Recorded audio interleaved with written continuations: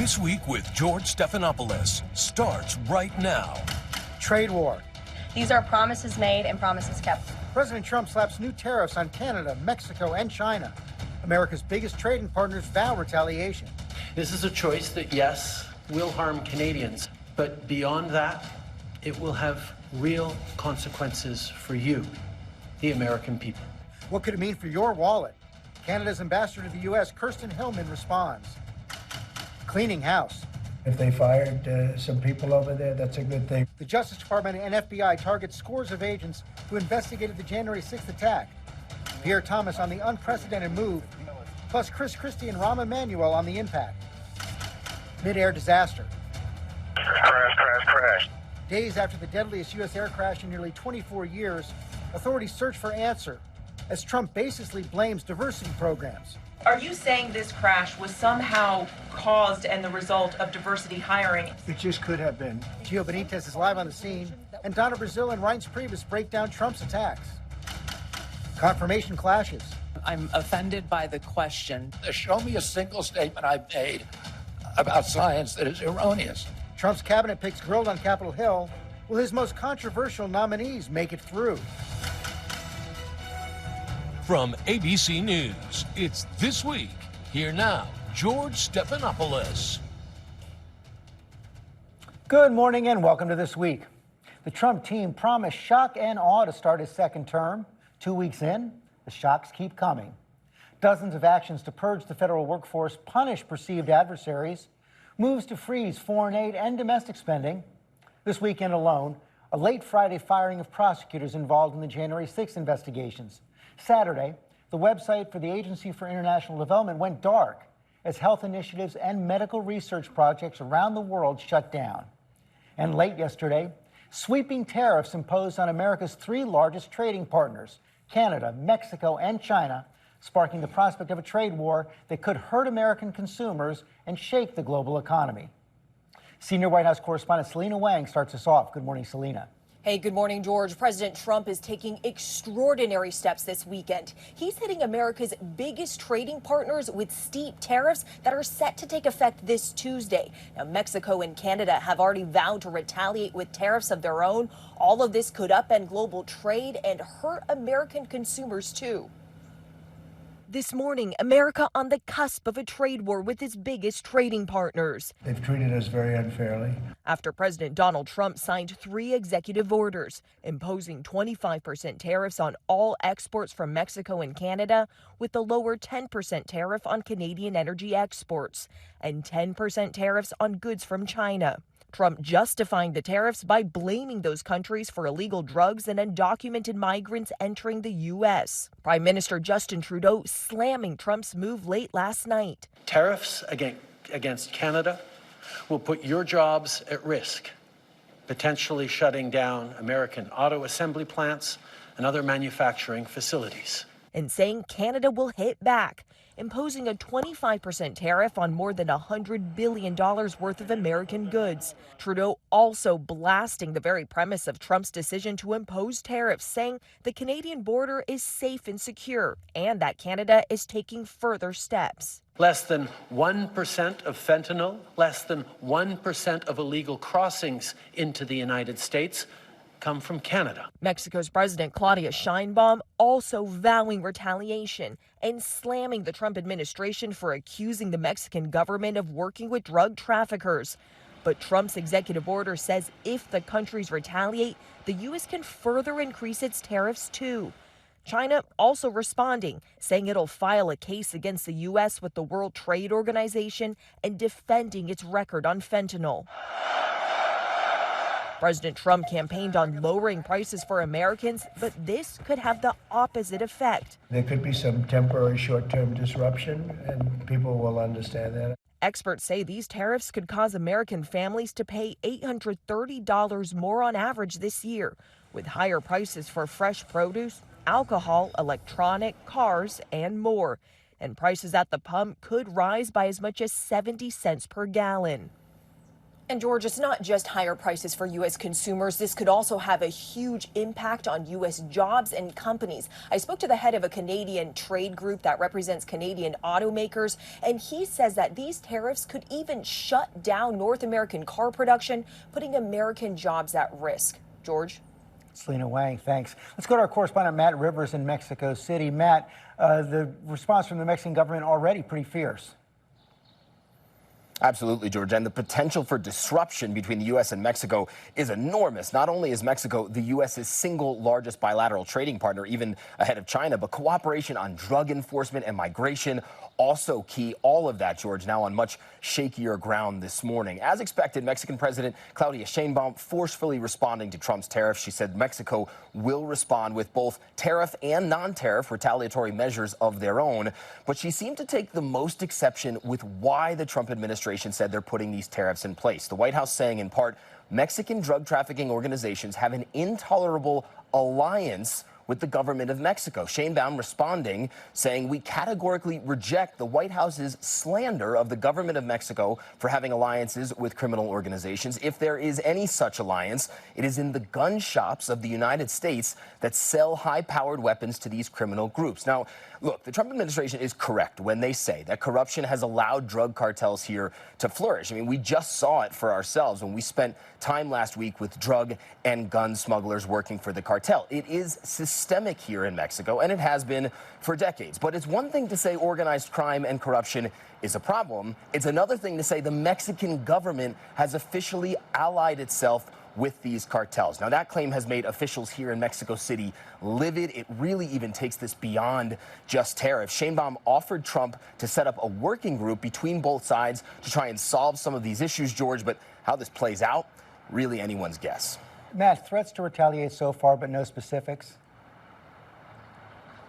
No, nothing specific in terms of how Mexico is going to retaliate. They had a couple options on the table, George. They say they're going to go with the second option, but exactly what they're going to target in terms of U.S. products, we're not sure yet.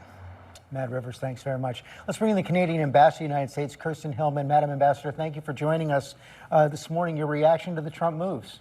Well, I mean, we're disappointed, obviously. This is disrupting an incredibly successful trading relationship, a trading relationship that was just renewed by President Trump in his last term when we renegotiated the NAFTA and brought our trade between our two countries to 99% tariff-free. So we're really disappointed, and we're hopeful that they don't come into effect on Tuesday. We're ready to continue to talk to the Trump administration about that, and in particular about all the work that we're doing with them and on our own with respect to the border and the issues that the president says are at the core of this move. What could happen between now and Tuesday that would prevent the tariffs from being implemented? Well, I mean, I think that is really something that is in the president's hands. We've been meeting nonstop with his border officials. We've invested $1 billion in furthering some of our equipment on the border, ensuring that we have the boots on the ground, working with the U.S. Police Service on joint training, joint exercises, going to China with them to deal with the precursor problem. So we are leaning in hard on this, and we feel that we've made incredible progress. You know, illegal crossings between Canada and the United States, as you said in your opener, are less than 1% of the crossings into the United States. But even at that, they're down 89% in recent months. So, please, sorry, go ahead. Sorry, based on the conversations you all have had so far, do you have a clear idea of what the United States is looking for to prevent the implementation of the tariffs? Well, the focus has been on the border, fentanyl and illegal migration. And as I say, we've invested in a lot of equipment. We've invested in additional infrastructure. And we have put together a plan that we are implementing with the border czar, Tom Homan. We met with them on Friday. We walked through it. We have joint exercises. We have joint training. And we're going with officials from the White House, our police agency, to China in the coming days to try and grapple with the precursors issue. So it's hard to know what more we can do, but we're obviously open to any other suggestions that come our way. So you've had these lower level conversations, but nothing between the Prime Minister and the President? So the Prime Minister and the President have discussed this a few times, not in recent days, but they have discussed it, and we've discussed it with senior members of the White House as well, and we've laid out our plan. And my understanding is that the plan and some of the actual outcomes, results of what we have done, have been presented to the President. President Trump seems to be banking on the prospect that Canada is going to back down. Yeah, I think the Canadian people are going to expect that our government stands firm and stands up for itself. I don't think we're not at all interested in escalating, but I think that there will be a very strong demand on our government to make sure that we stand up for the deal that we have struck with the United States, which, as I say, is at a 99% tariff-free trade between our two countries. So if these negotiations do not bear fruit before Tuesday, what exactly is going to happen on Tuesday? So on our side, we will be implementing 25% tariffs on U.S. products. We will go up to $100 billion worth of products. We will start with about $30 billion, and then we will give notice of the remainder of the products, probably for about 20, 21 days, and then implement those if need be, if we haven't found a way out of this situation. And what will be the message to Canadians? Would it be to stop using products from the United States, a boycott? Well, I'll be honest, we as a government aren't necessarily needing to send that message. Canadians are perplexed, I think disappointed. We view ourselves as your neighbor, your closest friend, your ally, a country whose citizens have fought and died with you around the world in defense of values that we share, who come to the aid of the Los Angeles fires most recently, and I think are really perplexed by this move. So I don't think anybody will need to tell Canadians what to do. I think that they will make their decisions on their own. You say perplexed. Do Canadians feel betrayed? I think they're confused. I don't think they understand where this is coming from. I think they know the degree to which we have made every effort to address the President's concerns, and so they just don't understand where this is coming from. And probably there's a little bit of hurt, right? We have 400,000 to 500,000 people that move back and forth between our two countries every day. Businesses, tourists, students, workers, and there's a sense of partnership, of family, of being each other's best, as I say, best customer, best friend.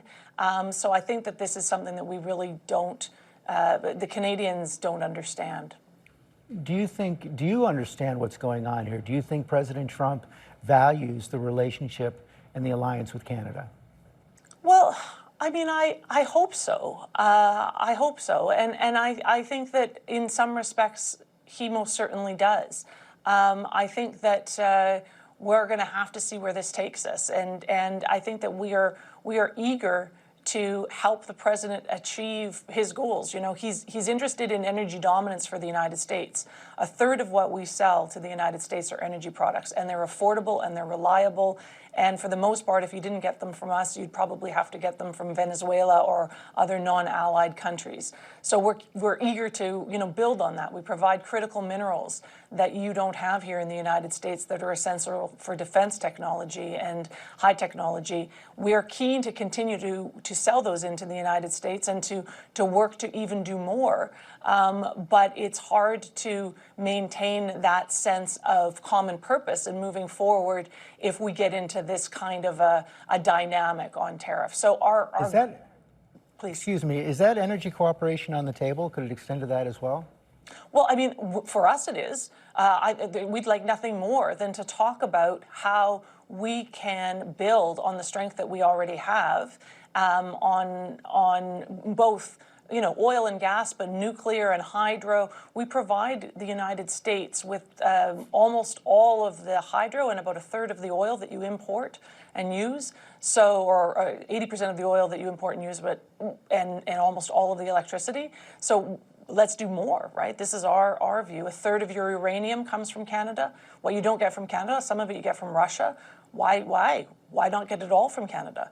These are our perspectives on this. We'd like to double down on everything that we are doing rather than getting into a dynamic that takes us down a road of ripping apart some of these excellent aspects of our relationship.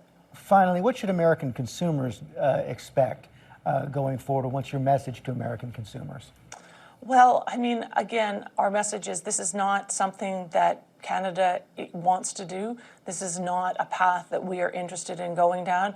We are actually interested in being and continuing to be your best customer. We buy more from you than any other country on the planet, and we love our American products. So we support 8 million jobs in the United States through the exports that you send to us. Let's keep that going and let's build on that. Let's not diminish it. Ambassador Hillman, thanks for your time this morning. Thanks for having me. Coming up, President Trump's campaign of retribution against the Justice Department continued on Friday. Christie and Rahm Emanuel join us. Will you commit that you will not tolerate the firing of the FBI agents who worked with the special counsel's office on these investigations?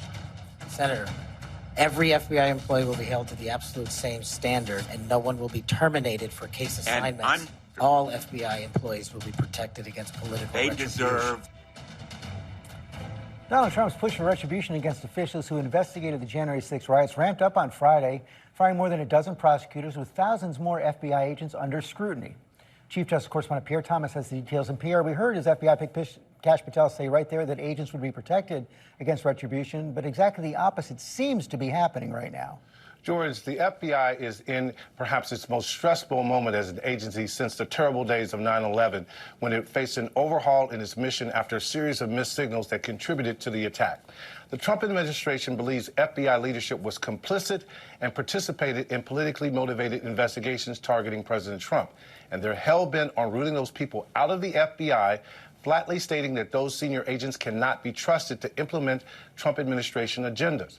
At least 8 senior FBI officials who were part of former FBI Director Chris Wray's brain trust have been told retire, resign, or be fired in the very near future.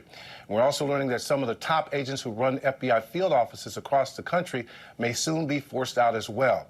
And more sweeping changes within the FBI could be coming. On Friday, FBI staff were told that any personnel who were involved in the January 6 investigations and another lesser-known case out of New York are going to have their status reviewed by the Justice Department, which asked the FBI for a list of names. George, this potentially involves thousands of FBI agents and other personnel. It certainly has sent shockwaves throughout the Bureau. The acting director of the FBI, Brian Driscoll, appears resistant to a large-scale purge, telling the FBI staff overnight in a statement that he's working to understand the purpose of the list and vowed that we're going to, quote, follow the law, follow FBI policy, and do what's in the best interest of the workforce and the American people always. He noted the request for the list came as FBI personnel continue to do their jobs across the board, including helping with a gruesome crash on the scene of the Potomac. The workforce is up in arms. On Friday, the FBI Agents Association fiercely pushed back, calling any such potential plans outrageous and warning that such a broad purge would severely weaken the Bureau's ability to protect the country from national security and criminal threats, George. And Pierre, Justice Department prosecutors are being targeted as well.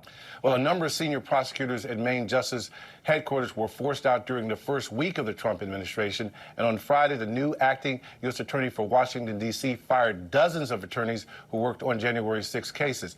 So there's a lot of upheaval, George. We'll have to see how this all plays out, as my sources continue to warn that we are in a particularly dangerous threat environment in every sector, George.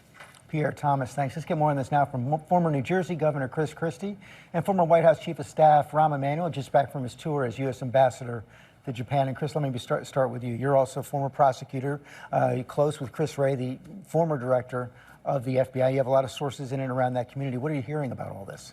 You know, George, I wouldn't use a word like panic when it relates to the men and women of the FBI, because they work under really stressful situations. But I will tell you that they are stunned by what's happening. When you talk about the list that they were asked for, let's remember something. None of these agents who worked on the January 6th cases volunteered. It's not the way it works. In fact, at the FBI, they do the opposite. They don't want you volunteering and self-selecting for an investigation because that may mean you bring some bias to it. You go and you select these people. So they were instructed by their bosses to work on the January 6 cases. And what happened as a result of that? Hundreds of convictions in front of juries, in front of judges that were appointed by both Republican and Democratic administrations. So they're saying to themselves, what exactly was infirmed about the investigations and about their work? Their work resulted in convictions that were brought by juries or guilty pleas and that were accepted by Republican and Democratic judges. And so if the president wants to pardon those people, that's his right to do. But it's not then his right to fire these folks. And let me tell you, they're all civil service protected, George. None of them are political appointees. So what's going to happen for these folks who don't go voluntarily is they're going to file grievances and lawsuits, and they're ultimately going to win them. And the last piece I'd say is this. Understand how long it takes to get a new FBI agent on board. If you fire hundreds, if not thousands, it'd be thousands on this list of FBI agents, it takes 12 to 18 months to get them on board. By the time you go through the interviewing process, the vetting process, then they go to Quantico for their training, and then become onboarded as a brand new FBI agent. In the threat assessment we have right now across the world, to lose that many agents and then take a year to a year and a half to try to replace them is incredibly dangerous for our national security. And for what? Because they did their jobs. And if the president wants to do his by pardoning people, well, I disagree with pardoning people who violently attacked police officers on Capitol Hill. It's his right under the Constitution to do it. But this is overboard, and it's not going to work. Rahm, we've never seen a move like this before from a president. What's the likely impact?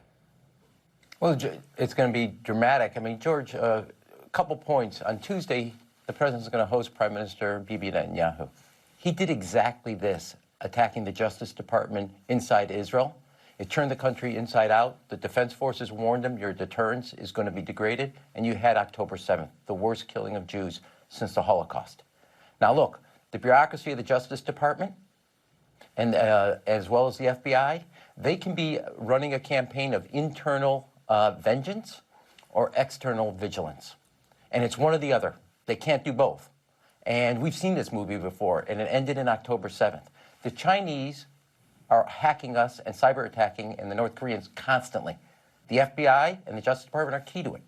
That is also true about terrorist actions. And I'll tell you one example. When I was chief of staff, a young man in the intelligence agencies found a word that he said did not make sense on a communication.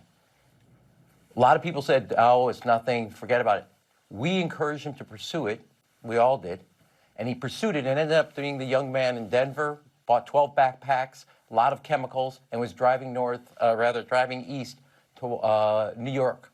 We arrested him eventually. You have the FBI agents who are confronting China, North Korea, Russia, our enemies, Iran, who are cyber attacking the United States constantly, lawyers who are also just as recently prosecuting a case against a Treasury official, handing over secrets to the Chinese on economic data. You can either be focused on internal vengeance and the campaign that we're doing, or external vigilance. Our guard is down. We know how this movie ends, and it ends like October 7th. That was a mistake for Israel. We need not make that mistake. This is dangerous, and I totally agree with Chris on this very point. These officers did not volunteer. They took the assignment to do their job, and they prosecuted. There was juries. These people on January 6th, they committed crimes and most dangerously killed officers or harmed them. Police officers. Chris, they served time for that. You mentioned that a lot of these agents are likely to bring legal action to protect their jobs. We're seeing this kind of testing of the legal limits with a lot of these executive orders from the president, the firing of the inspector generals as well. I guess my question is, does the president care whether or not this faces legal challenges? You just want to make the point? No, he wants to make the point. In fact, he kind of likes the legal challenges because then it takes it off his plate.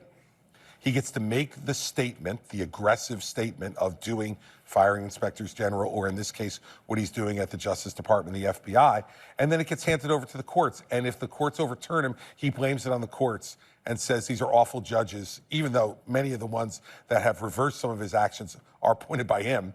And that's what he'll do. No, he has no problem with doing this. Look, I warned about this for a year before this election that this was going to be much different than the first term. Donald Trump knows what it's like to be president now. He knows what the ramifications for actions are and are not. And his view is, I'm going to do everything I want to do. And if the courts want to reverse it later, that's fine. George, it's like when I was governor. He called me at the early part of my administration when I had a $10 billion deficit. And he said to me, look, this is what you do, declare bankruptcy. And I said, Donald, I can't, I'm a state. I'm not allowed to declare bankruptcy. He goes, do it anyway. It'll go to the courts, it'll land there for 2 years. They'll forget about all this and you'll look better.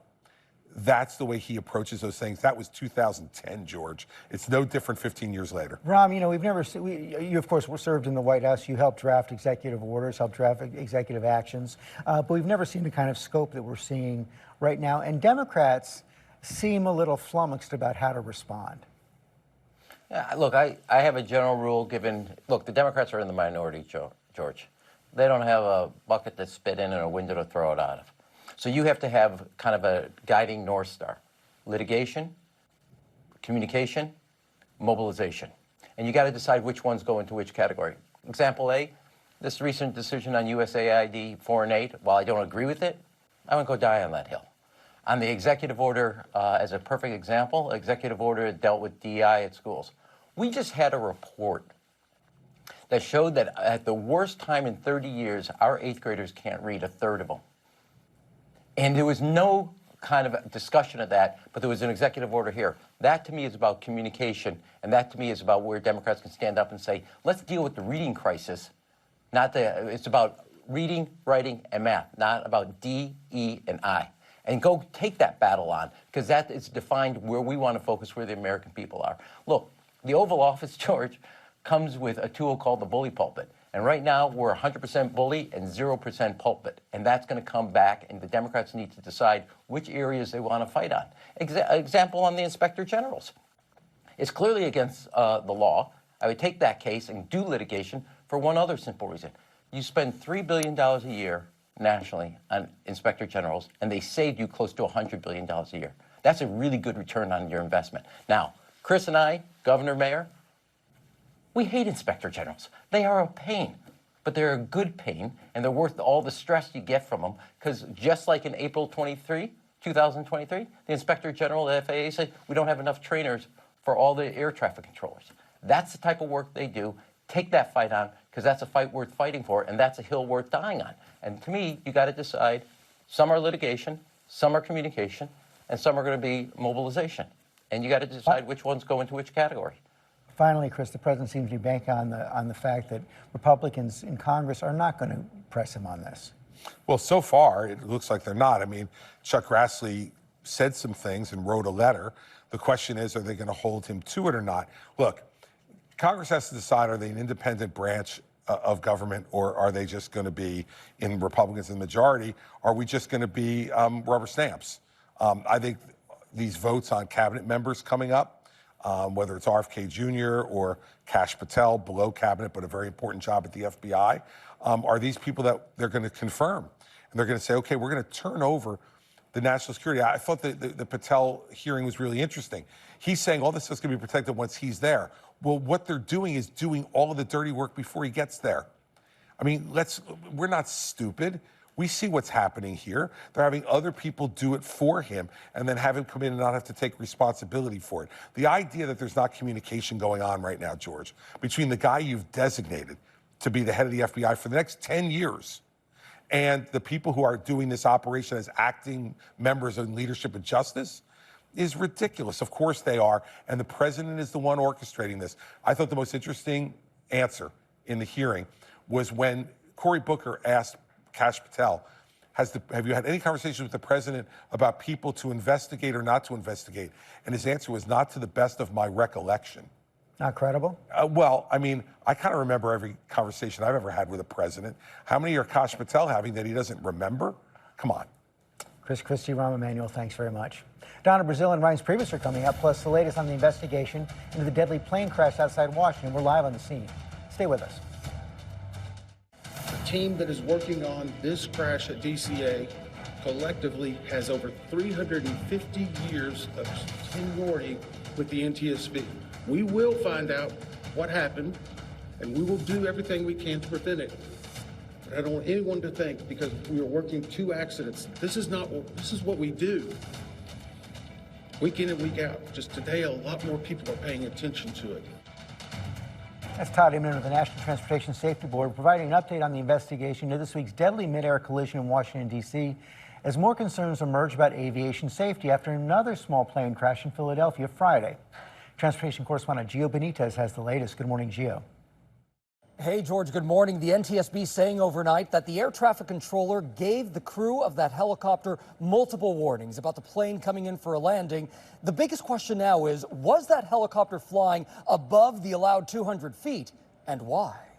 This morning, recovery crews working to pull the wreckage from that devastating plane crash in Washington, D.C., the deadliest in nearly 24 years in the U.S. Salvage teams using a crane to pull debris from the icy Potomac River. Divers searching for the 24 remaining bodies of the victims, many believed to be trapped in the jet's fuselage. Overnight, the NTSB saying some of the most trusted location data shows the crash happening at just over 300 feet, higher than the 200 feet the Black Hawk was supposed to be flying at. But the NTSB saying the tower radar that air traffic control was looking at showed 200. Initial data indicates that he may have seen 200 feet. That needs to be verified. Our ATC group is working it. Some of that information coming from the black boxes aboard both the plane and Black Hawk, now in the NTSB's hands. Video obtained exclusively by CNN shows the horrific moments when that Black Hawk on the left side of the screen collided with the American Airlines passenger jet Wednesday night. You can see the plane and its bright headlights as it makes its final approach to the runway before the fiery explosion upon impact sent both aircraft plummeting into the river. With questions already swirling about aviation safety, a second catastrophe Friday night.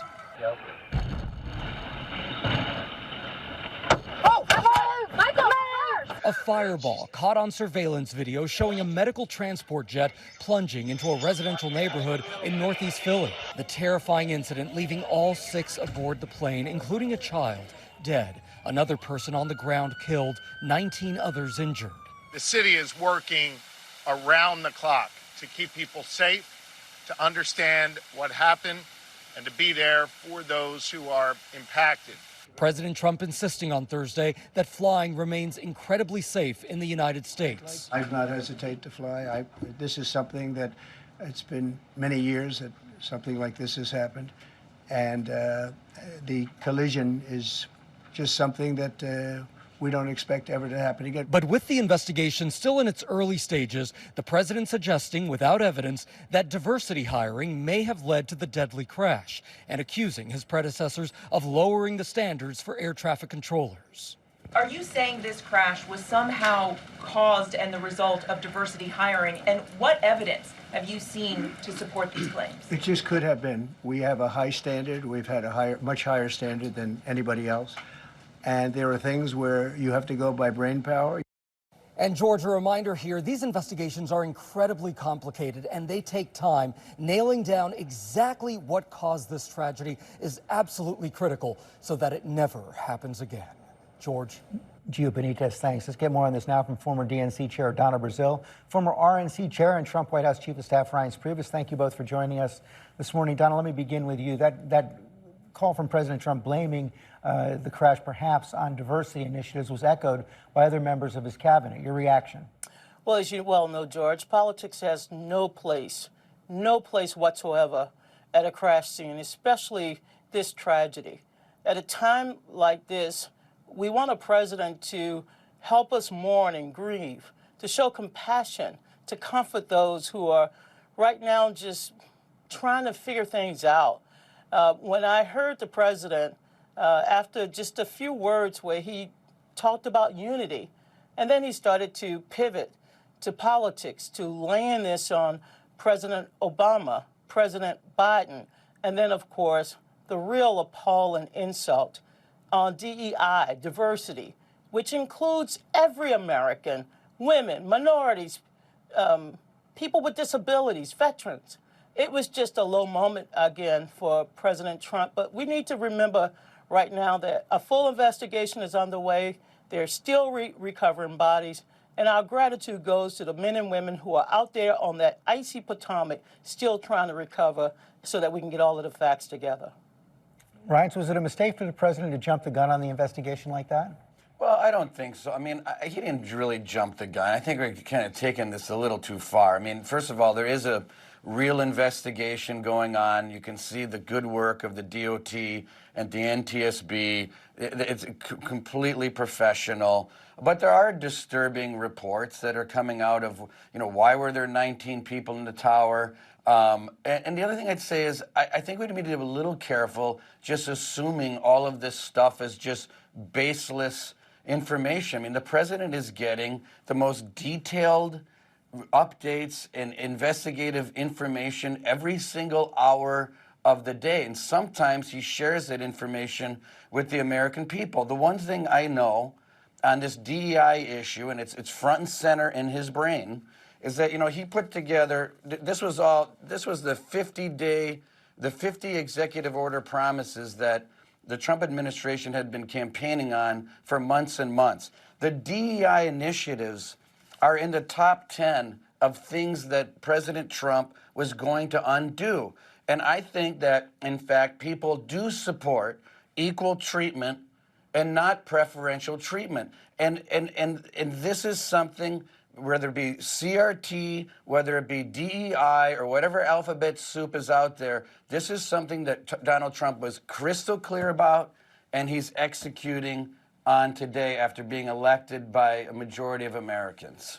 Well, I mean, there's no question that was a promise he made, but do you have any evidence linking the DEI initiatives to the crash? Well, there has been a, first of all, there was a biographical questionnaire put out by the Obama administration that when we went in the first term that we undid. And then the Biden administration came in and they put in all these DEI initiatives through all the agencies. There is right now, it's been going on for a long time, a class action a lawsuit against the FAA where it is alleged that 1,000 hires have been made as part of a DEI initiative that compromised safety standards and gave people preferential hiring through a point system, preferential hiring, and overlooked others that may have been more qualified. That case hasn't been dismissed. It's been going on for 3 or 4 years now, and it hasn't been dismissed. So it could be out there. I'm just saying, before you just assume this is just a bunch of nonsense, it may not be. And I think people need to look at this stuff. George, what I know about DEI and what I think I understand about equity, equal justice under the law, is that over the last 50, 60 years, the American people have really worked hard to ensure that no American is ever left behind, that we enlarge the pool of qualified individuals to work in and out of government, in the private sector. DEI is a tool that enables the government or corporations or individuals to open the door, to remove barriers, to bring in the best and the brightest. This is not an attack on the American people. Here's the deal. This is an opportunity for every American to participate in the greatness of our great, wonderful nation. It is not about discrimination, but when you target people, when you say that people, simply because of the way they look or how they walk or who they love, are not qualified to do the jobs, it is not true. And look, this is Black History Month. But Black History Month cannot be celebrated without talking about American history, because it's history we've all made.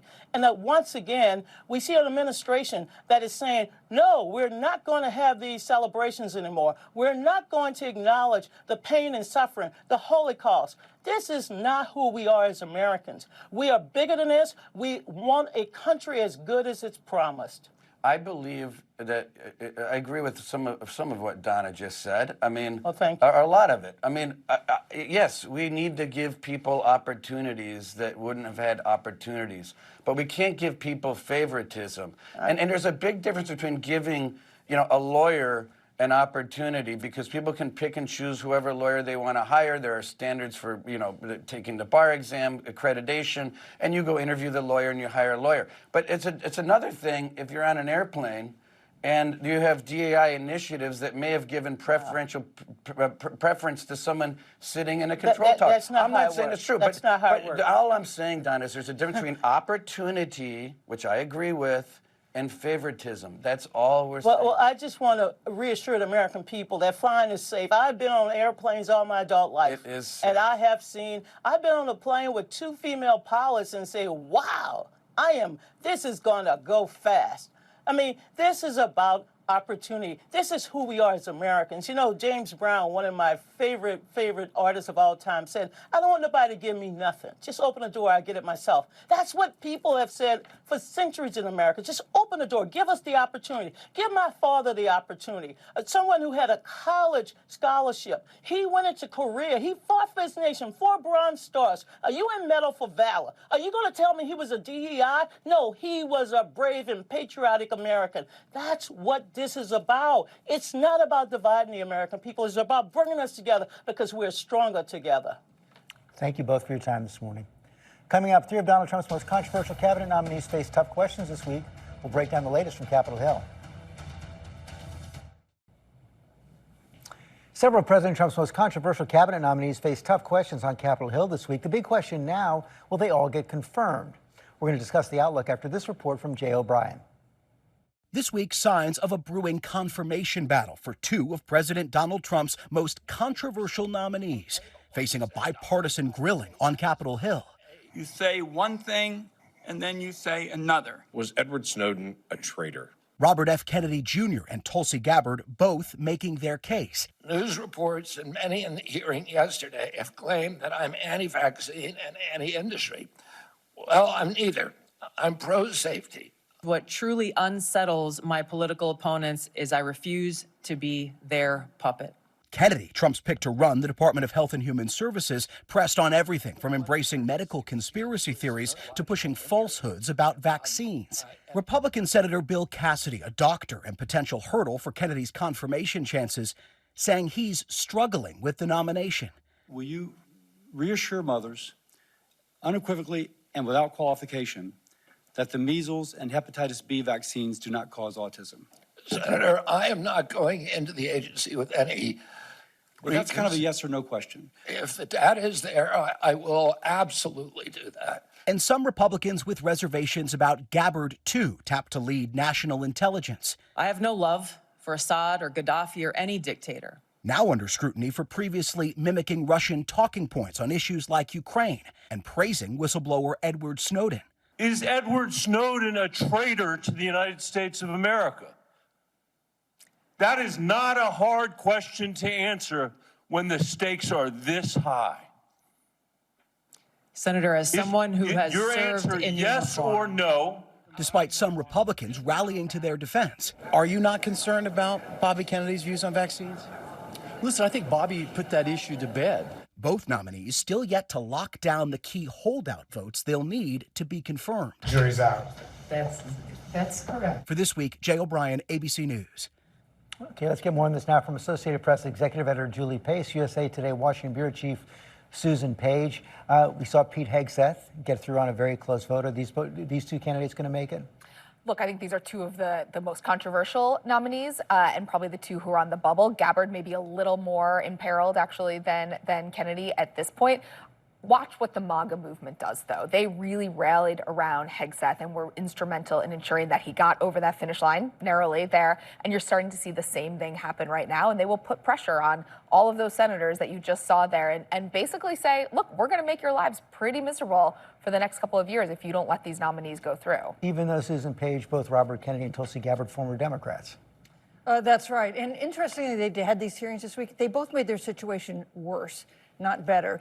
And it wasn't in response to kind of gotcha questions by Democrats. It was in response to softball questions by Republicans who were trying to help them deal with the fundamental issue that is the most troublesome, the causes of autism in the case of Robert F. Kennedy Jr., and her attitude toward Edward Snowden in the case of Tulsi Gabbard. I don't think the MAGA movement will determine what happens with them.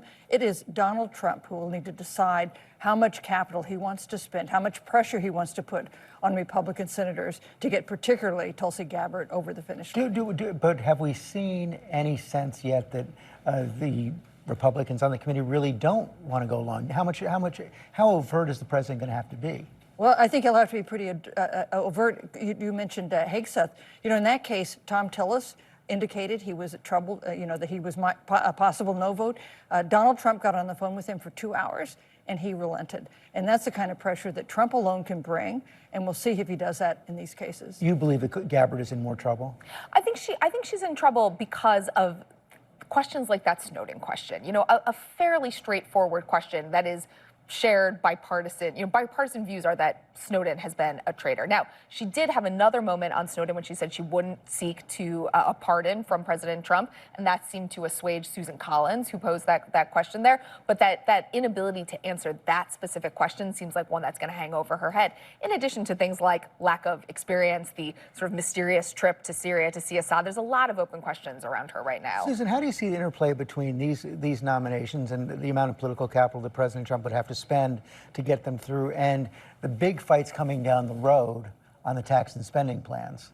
Well, it is a sign of will Republicans hang together, even if they're uncomfortable with some aspects of Trump's agenda. And, the safe bet is that if push comes to shove, Republicans will hang with Trump, even if they don't want to.